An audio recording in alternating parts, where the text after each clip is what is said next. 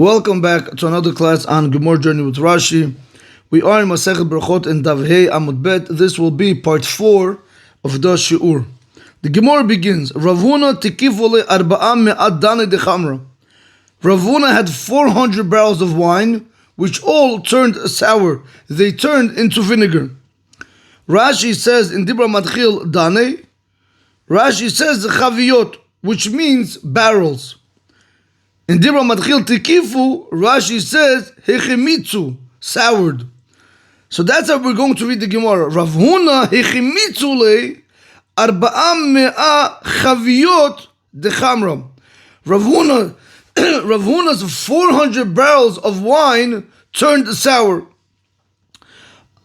All legabe Rav Yehuda chuchad Rav Salah Chasid v'Rabbanan.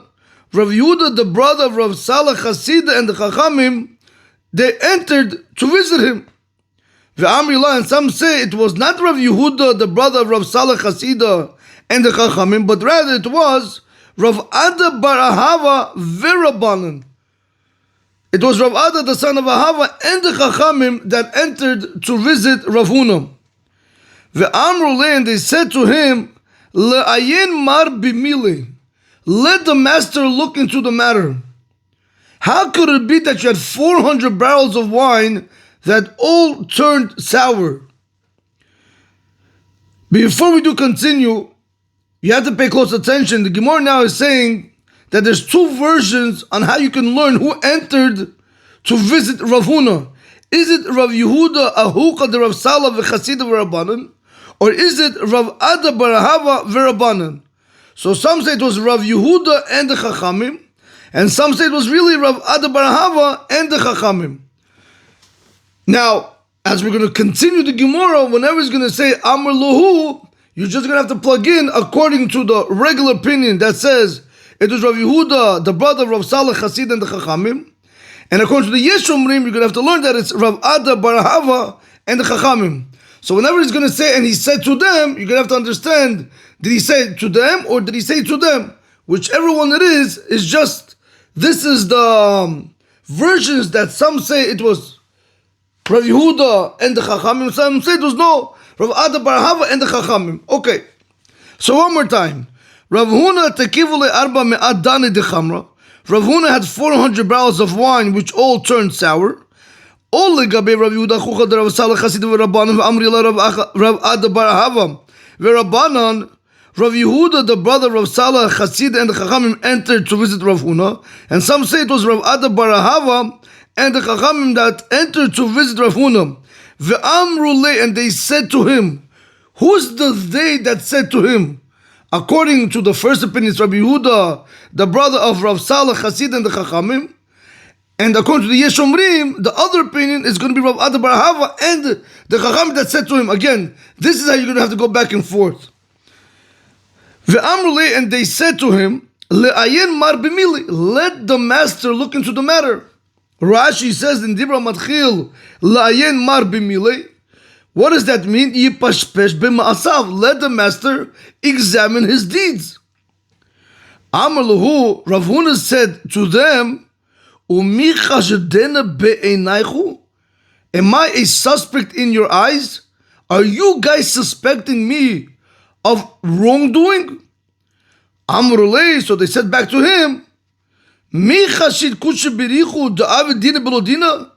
Is Hashem, may he be blessed, a suspect that he's going to judge you without judgment? Meaning, could it be that HaKadosh Baruch Hu turned 400 barrels of wine into vinegar for no reason? Are you suspecting Hashem of wrongdoing?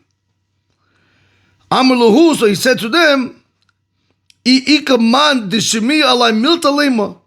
if there's someone from you that heard something on me, say it. Rashi says, if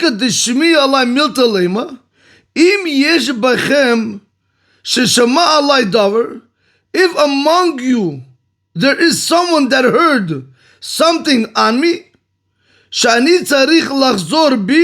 that I need to go ahead and undo it, Yode'ini, inform me so I could go ahead and undo the problem.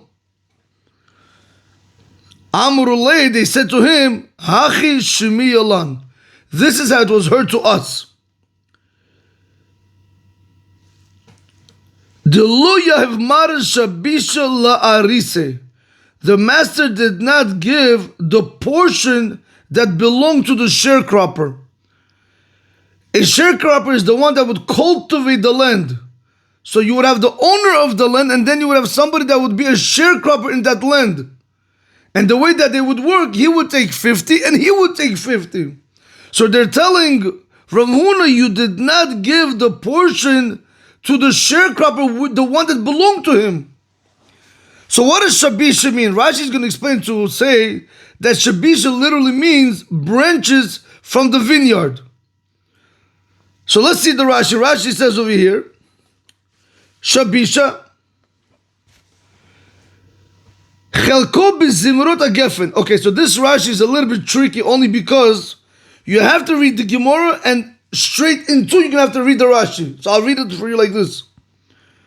When it says over here, the lo yahiv mar Shabisha, that the master did not give the Shabisha, read it like this. The lo yahiv mar, that the master did not give, and jump straight into the Rashi to make sense of it.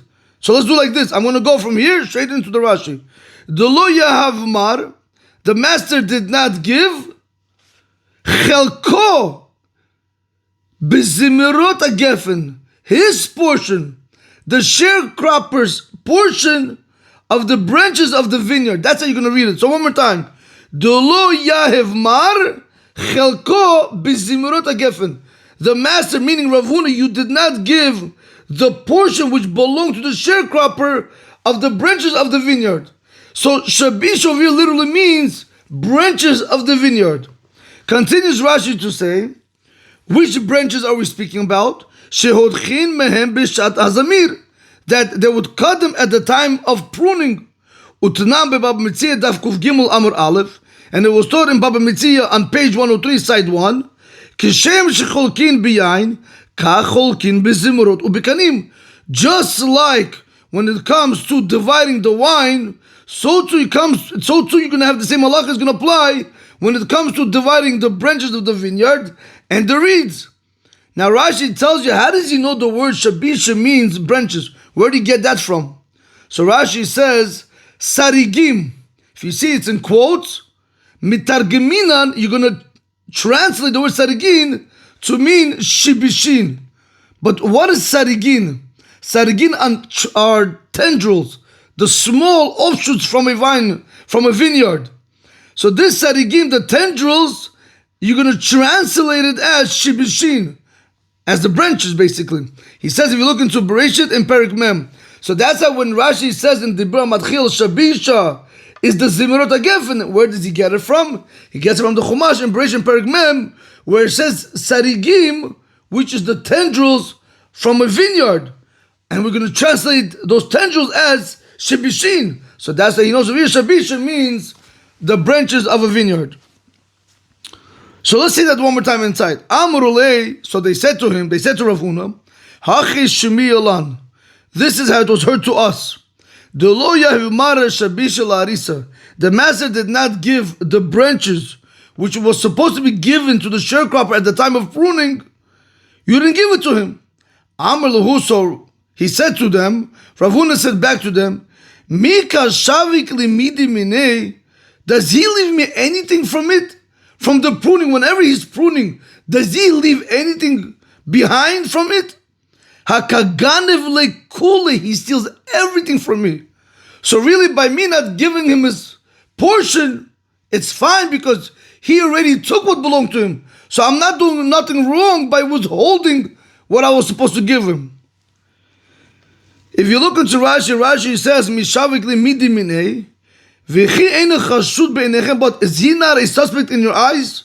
That he steals from me a lot, more than his portion. So why should I give him what's coming to him? So back into the Gemara says, Amrulei, so they said to him, to Rav Huna, and this is what people say. Bater ganva gonev v'ta'am ta'em. Rashi says, Hagonev min haganav, one who steals from a thief, avhu to'em ta'am geneva. he too tastes the taste of stealing, meaning he is no less than the thief himself. Because Rav Huna is thinking, what am I doing wrong? I'm not doing nothing wrong, because he steals everything from me. So by me withholding his portion, I'm doing the right thing. So you think you're not a thief, you're not doing nothing wrong. So that's why they brought to him the saying from what people say, Bater ganva gunev v'ta'am ta'em, that one who steals from a thief, it's as if he himself is considered to be a thief. Amr l'hu, so he said to them, Kabelna alay di yahaven alay. He says, I accept upon myself that from now on I'm going to start giving him his portion. What happened after he admitted? Ika de amri chader chala v'have chamra. There are some that say that the chala, that the vinegar turned back into wine. V'ika de amri, and there are some that say iyakar chala, that the vinegar became expensive. V'izdeban b'demei decham, and he sold it the same amount for the same money that he was going to sell the wine.